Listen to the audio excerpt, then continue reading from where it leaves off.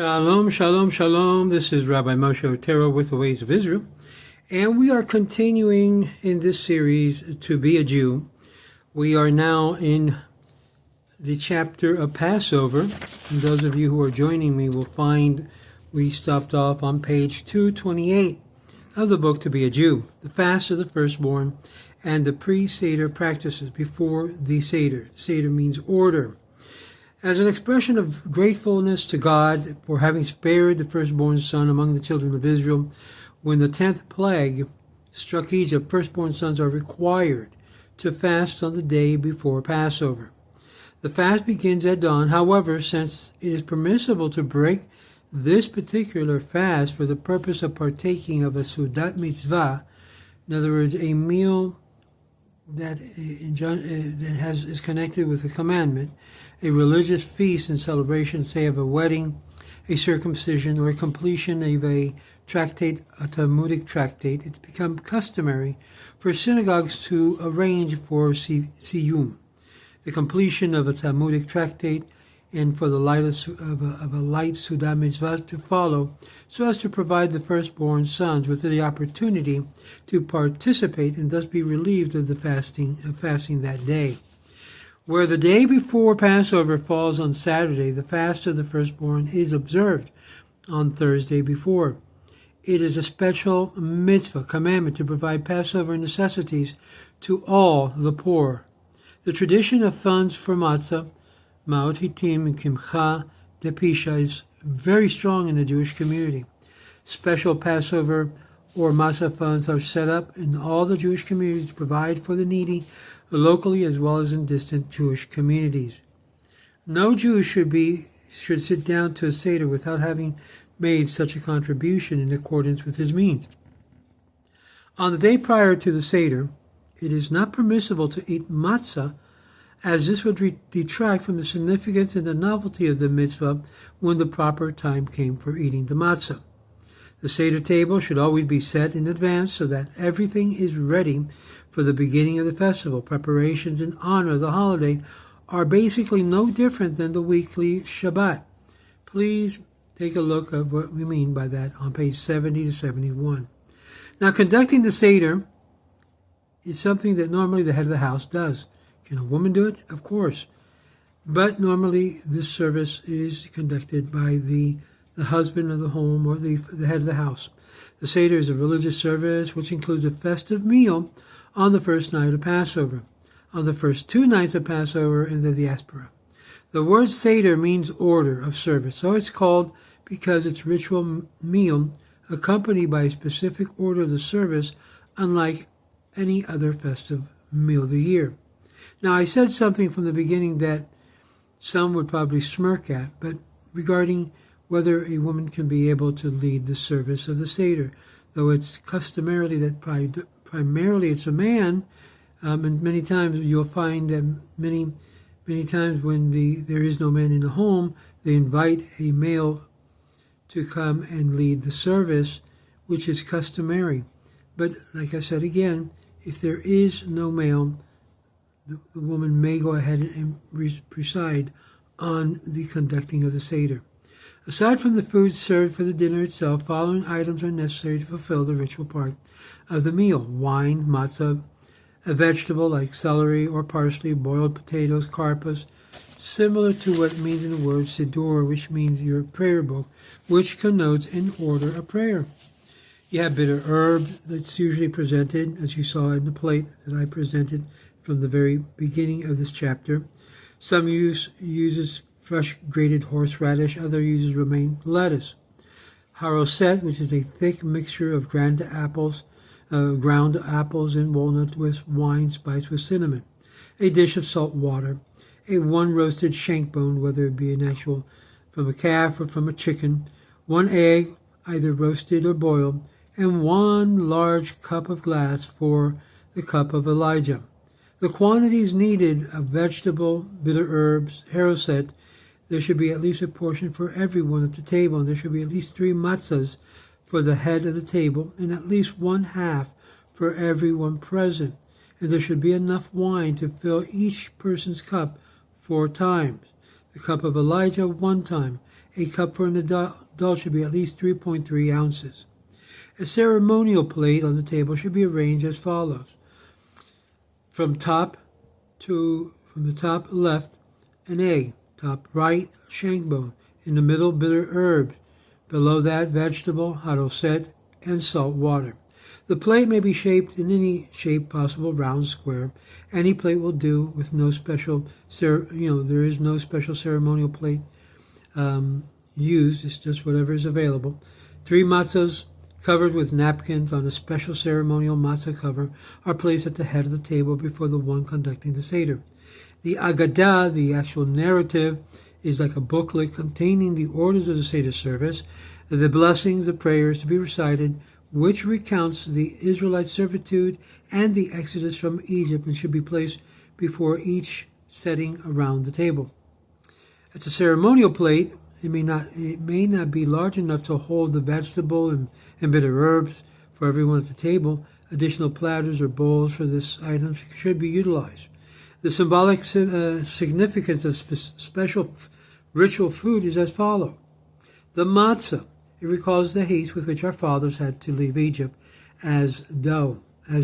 It did not have sufficient time to leaven. Number 2, it also symbolizes the poor man's bread, which they ate in the land of Egypt. Number 3, it commemorates also the Paschal offering, which the matzah had come to represent after the destruction of the temple in Jerusalem.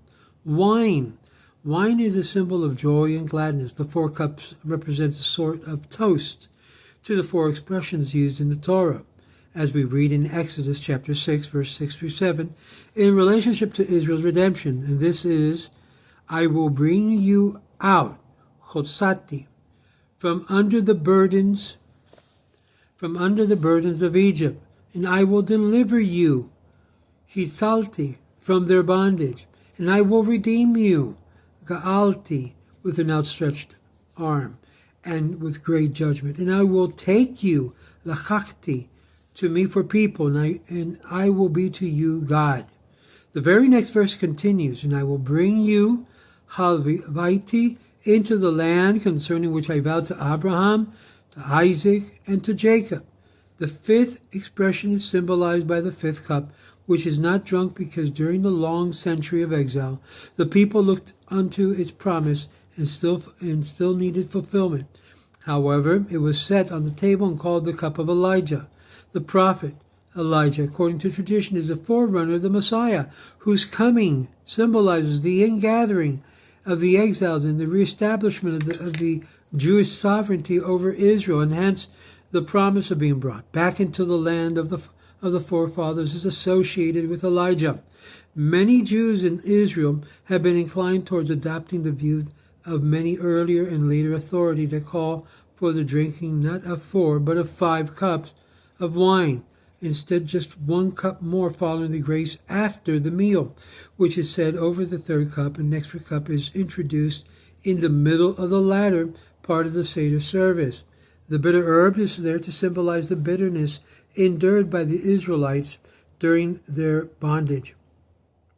Haroset, to represent the motar used by the Israelites in building the Egyptian cities. The salt water, to represent the tears shed by the people in their misery.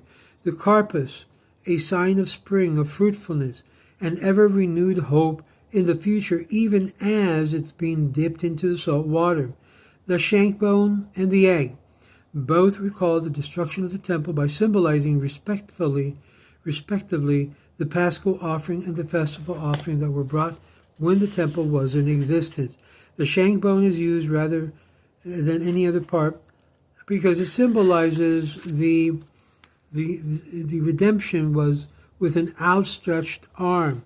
An egg is used because of its traditional symbol of mourning. The egg and the shank bone should be prepared in advance before evening. Neither are eaten on the night of the Seder, but may be eaten on the next day. The reason why we use 3 matzot, and they do not represent no form of a trinity. Please. You'll hear this in many Messianic circles. We are not Messianic. We're Jews. 3 unleavened breads are set on the Seder table, and that twofold loaves are required on every Shabbat and festival upon which we make a blessing on the bread.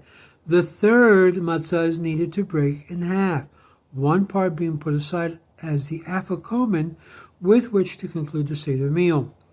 Once the need of the three matzot was halakhically established, however, the symbolic meaning were read into it. What do they represent? They're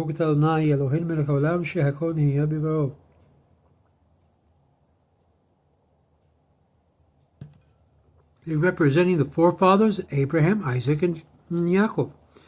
The remaining three represents the tribal units, Cohen, Levi, Israel.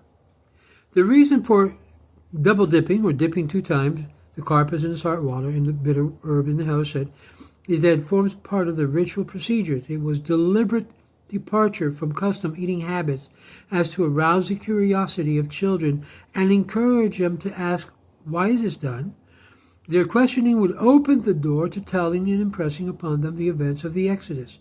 In ancient times, to dip once as a sort of appetizer before each meal was routine and customary. So the sages instructed that it should be done twice on this night, so as to invite questioning by the children. On the version in the Talmud, the 4 questions are asked, why on all other nights we dip once, and on this night of Passover we dip twice. There was a deliberate attempt to involve the children in the Seder ritual. The 4 questions, and believe it or not, without the children present, it's really not a real Seder. At least that's what I think. Why the 4 questions? Ma nishtana halayla hazeh. It was derived to convey moral instruction, and that the childly worded but religiously and historical meaningful songs such as Gad Gadya, and Echad Mel Yodea were added. Such playful games as having children steal or find, rather, the afikomen became a custom.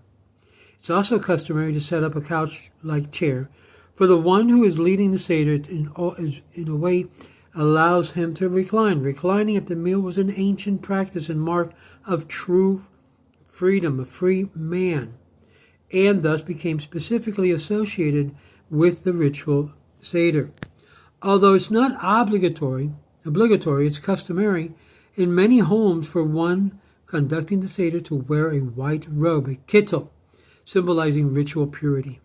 The family should be ready to begin the Seder immediately upon returning from Passover evening service at the synagogue. Unlike the Shabbat, it is permissible and proper to recite Kiddush and eat even before nightfall, thus adding from the secular to the sacred. On Passover, this may not be done.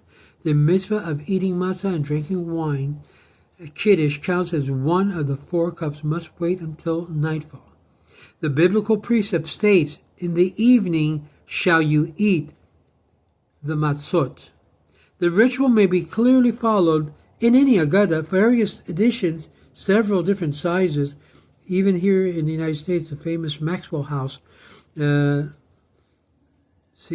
is usually made available in different public grocery stores. Choose one that suits you best, but briefly the order is the following. You have the cups of wine are first filled, then you have Kadesh, the leader of the Seder, recites Kiddush. Different customs prevail as to whether he or the others about the table stand at its recitation. Either way is correct. There's no wrong or right on this. Everyone then answers Amen, and all drink the first cup. More than half of each cup should be drunk. Then you have Urchatz. The water in the bowl are brought to the table, and the hands are ritually washed. No blessings are recited. Karpas, each one takes a portion of the vegetable and dip it into salt water and recites the blessing. What is the blessing for everything that's grown from the earth? It's called Adama. So we say, Baruch atah Adonai Eloheinu melech haolam, borei peri ha'adama. Blessed art thou, Lord God, King of the universe, who creates the fruit of the earth. Then the leader takes the Seder plate in the middle, the Yahatz, breaks it in 2, replaces one part from where it was taken and wraps the other part in a napkin, putting it away in an afikomen and there to be hidden. Now, those who basically are messianic will always try to give it an interpretation. This refers to the burial clothes of Yashka. No, it does not. To my fellow messianic watching this video, this has nothing to do with that. So, we continue. The wine cups are then filled again, and we read the story of the Magid. The story of Passover is recounted. It begins in the statement of the meaning of the matzah. The matzah follow the 4 question verses from the Torah. It's an Agadic interpretation. Scholars, as well as scholars experienced in Psalms and the praise of God, all enrich the section. It's praiseworthy. And the sages teaches us to elaborate on the events of the Exodus in telling the miracles that occurred to our forefathers. Participants in the Seder may during this part of the service interrupt the reading of the actual text to offer whatever additional explanations or commentaries that they see that they perhaps may have studied, heard, and be able to share with the group. It's more of a group learning. At the conclusion of this part of the service, the second cup of wine is drunk after the reciting of the blessing for wine. And then ratzah, we wash with the blessings. The ritual washing of the hands with the blessings now take place, as you will read on page 78 and 79. For the detailed procedure, this may be done by having the participant leave the table and go over to the wash basin, or by having the water in a basin passed around the table, and the washing takes place on the table itself, and the blessings for the washing is recited. After washing, one should not speak until after eating the piece of matzah, where it's motzi matzah. The 2.5 matzahs are now taken by the leader in the Seder, and it's lifted up, and the following 2 blessings are said. Baruch atah Adonai Eloheinu melech haolam, hamotzi lechem min haaretz. And Baruch atah Adonai Eloheinu melech haolam, asher kedishanu b'mitzvotav v'tzivanu al achilot matzah. So what have we just finished saying? We said, Blessed art thou, Lord our God, who brings forth the bread from the earth. That's one blessing. The second blessing, Blessed art thou, Lord our God, King of the universe, who has sanctified us with his commandments and commanded us regarding the eating of matzah. Pieces of unleavened bread are broken off and distributed to be eaten. The next thing is maror. It's an olive-sized amount of bitter herbs. It is now taken and dipped into some charoset and eaten after the recitation. What is the recitation? The blessing. Baruch atah Adonai Eloheinu melech haolam, asher kedishanu b'mitzvotav v'tzivanu al achilot maror. Blessed art thou, Lord God, King of the universe, who has sanctified us with his commandment and commanded us regarding the eating of bitter herbs. Now we have what we call Hillel sandwich, korek, a small sandwich of matzah and bitter bread, and hodoset is made and eaten as a reminder that during the existence of the Holy Temple in Jerusalem, the great sage Hillel would eat bitter herbs together with the matzah, and not separately. As it is written, with unleavened bread and bitter herbs shall they eat it. Numbers chapter 9, verse 11. And unleavened bread with bitter herbs they shall eat. Exodus chapter 12, verse 18. Now the Shulchan Oreg, the regular dinner meal, is now served. This is the regular meal that you have, an actual Passover meal. It's served in Eastern European. It's customary to begin the meal with an entree consisting of a hard-boiled egg or salt water. The afikomen, after dinner is completed, the afikomen is the half of matzah that was put away, hidden. Not that it was like some type of burial in a burial cloth. No. It is taken out and everyone is given a piece of the final dessert of the meal. This is because the afikomen is symbolic of the Paschal offering, which was the last thing to be eaten at the Seder. This is the last thing you put in your mouth. You don't eat anything afterwards. Should the afikomen be misplaced during the course of the evening, it may not be found. It is permissible to use any other matzah for this purpose. Barech, then you say the blessings for the cups of wine, the third cup of wine. The leader of the Seder and all the participants proceeds to recite the chant of grace. And the Birkat Hamazon is in most of the Agadah form, so you can be able to say it right out of the Agadah, so you don't have to get the other book for Birkat Hamazon. Then we read the Psalms, Hallel, Psalms and a number of additional prayers, with the prayers conclude with the blessings for and the drinking of the 4 cups of wine. Nitzah, formally concluding the Seder, there is a declaration containing the hope that the service was acceptable to the Lord, and a number of concluding songs have been incorporated in the final of the Seder. The lively melody and the childish poetic forms were specifically designed to motivate the children to stay awake to the very end. And to the content of these songs is far from childish. However, it's based upon the basic principle of the Jewish faith. Echad me'odea. Who knows one? I know one. It's a systematic way of relearning certain principles. And then you have, which represents a bird's eye review of the history of the Israelite among the nations, Had Yadia. And then the famous song, which is sung at the end, next year in Jerusalem, be rebuilt, L'shana haba be'Yerushalayim, L'shana haba be'Yerushalayim, L'shana haba be'Yerushalayim, L'shana haba be'Yerushalayim, hallelujah. And that's the final count. In our next video, we're going to take a look at the counting of the Omer that begins on the second night of Pesach. So stay tuned as we continue this last segment of the holiday of Passover, the holiday of our redemption.